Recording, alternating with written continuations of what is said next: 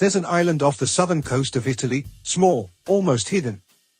No skyscrapers. No mega resorts.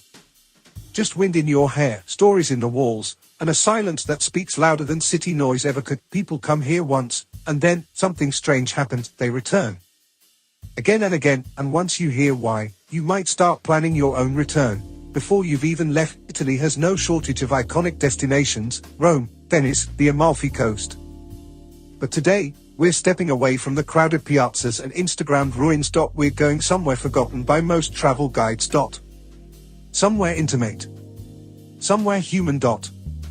It's called Procida, not Capri. Not Ischia. Procida, just a 40-minute ferry ride from Naples, and yet it feels like you've entered another world. In this video, we'll follow the island through the eyes of its locals, its fishermen, its artists, its grandmothers hanging laundry under lemon trees. And we'll explore the emotional gravity that keeps pulling people back here, long after the ferry has taken them home. When I first arrived in Procida, I expected what most tourists expect: sun, pasta, maybe a nice beach. What I didn't expect was indifference. Procida doesn't care if you're here. It's not chasing your attention like other places do. There's no luxury gloss. No overpriced gelato carts. No signs pointing you to must-see corners. Instead, you walk, you get lost in alleys painted in coral pink and soft yellows. You pass a crumbling church with peeling paint, still beautiful. You hear someone singing from a kitchen window.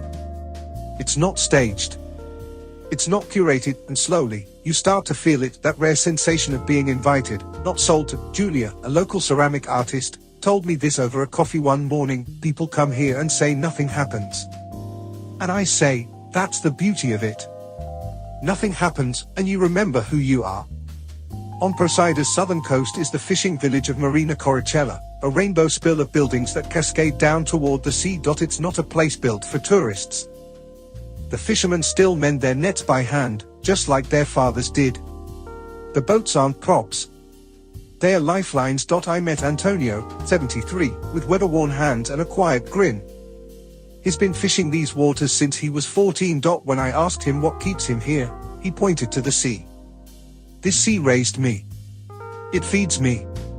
When I'm tired, it tells me to go home.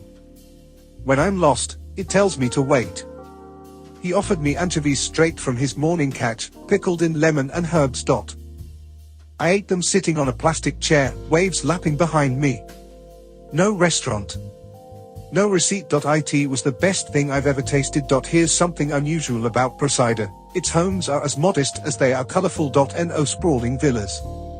No slick glass facades, just simple cubes in pastel hues, pinks, yellows, blues, that seem to hum in harmony under the Mediterranean sun. And every home tells a story. A grandmother who grew up there. A son who moved away but comes back every summer. A cousin who paints the door the same color every year, out of habit or love, no one's sure which. I stayed in a guest room owned by an elderly woman named Lucia. Her walls were covered in family photos and saint candles. She didn't speak English, but every morning she'd tap the espresso machine twice and say, "Petit amore." She didn't need to say more. When I left, she handed me a small lemon wrapped in tissue. "Torna," she said. "Come back. I still have that lemon. You can smell it before you see it." Lemons. Not bottled. Not artificial. Real ones. Grown in backyards, along crumbling walls, in pockets of green tucked between cobblestone streets. In Procida, lemons are not for show. They are grated into cakes, soaked in limoncello, squeezed over fresh fish, and sliced into water pitchers left out on sunlit terraces. But even more than lemons, what caught my attention was the laundry: bright sheets flapping like sails from every window, pink towels, baby clothes, aprons stained with tomato sauce. It's daily life, fully exposed. There's something beautifully unapologetic about it. The island isn't trying to hide its humanness. It wears it proudly. "This is who we are," said Francesca, a mother of 3. Messy. Loud. Loving. And not ashamed. Procida may be small, but it holds cinematic weight. This was where Illinois Postino was filmed, an Oscar-nominated Italian classic that's still spoken of in reverent tones here. Ask any local over 50, and they'll tell you where the scenes were shot. Where the actor stood. where the bicycle rolled past the cliff, but what's more moving is how the film touched their own lives. When the movie came, said Enzo, a now retired extra, we didn't know what it meant. But when we saw our island on screen, it was like watching your mother on television. Familiar. Strange. Proud. Even now, you'll see black and white stills from the film hung in cafes, not to brag, but to remember. It was my last evening. I walked to Terra Morta, the island's highest point. The old prison loomed behind me, quiet and cold. In front of me, the bay, the boats, the homes lit in soft orange glow. I sat on a stone wall and watched the light fade. No music.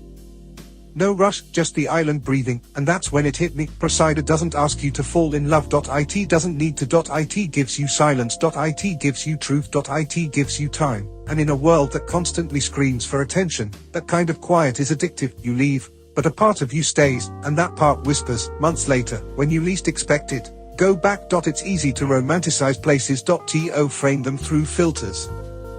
To exaggerate, but Procida doesn't need your exaggeration. It's enough just as it is. It reminded me that the places that matter most aren't the ones that shock you with beauty. They are the ones that hold you, gently but firmly, that say, you're safe here. You're not a tourist. You're just another heartbeat in our rhythm. As I look back now, I realize it wasn't the sea or the colors or the film history that moved me most. It was the people who didn't need to impress me. It was the quiet that helped me hear myself. I didn't just visit Procida, I now tell people. I remembered a part of me I'd forgotten. If this island stirred something in you too, maybe it's time to go somewhere that doesn't demand your attention, but quietly earns your heart. And if you want more human stories from real places, you know where to find me.